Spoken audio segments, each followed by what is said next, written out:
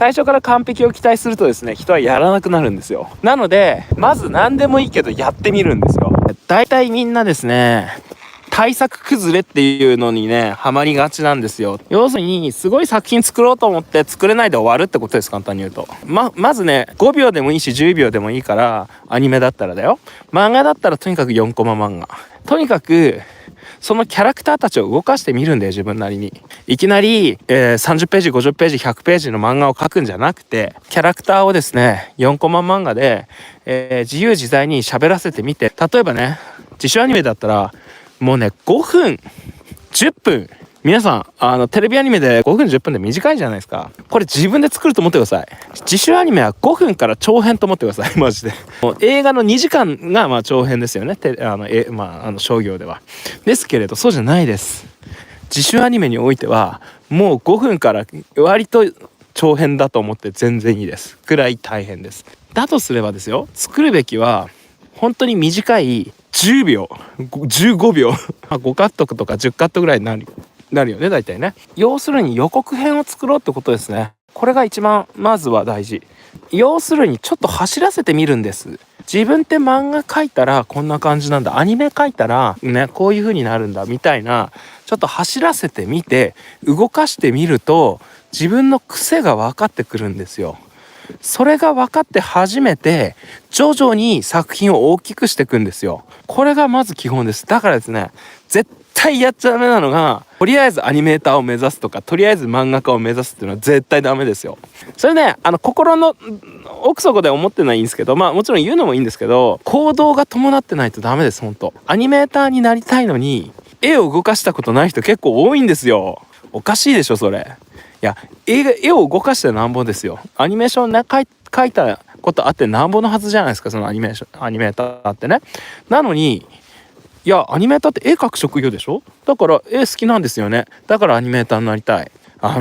もうちょっと解像度高く持ってくださいって話なんですよね。実際絵動かさないでどうすんだよっていうアニメみたいなもの実際描いてみてさ、それが楽しいかどうか動かしてみて、自分が向いてるかどうか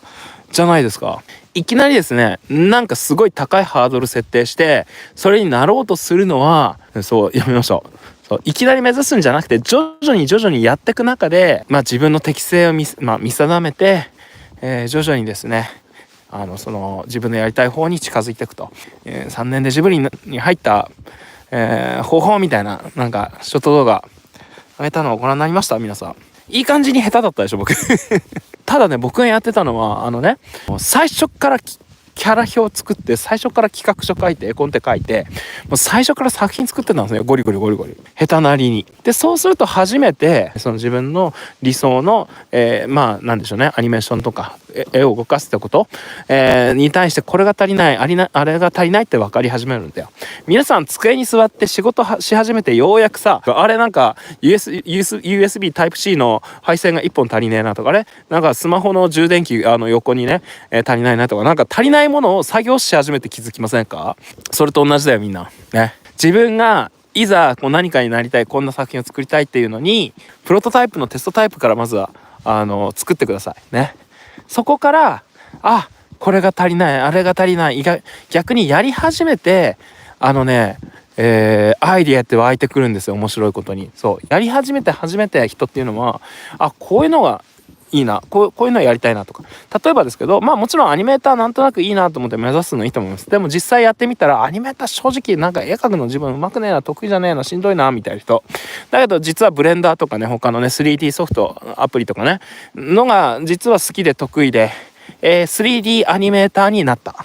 みたいな人もいますっていう風に、実は自分は何かにこう向かって目指した先、最初に憧れたものになれるとは限らないんですよ。その横ぐらいに自分にドンピシャなやつがあったりするかもしれないんです。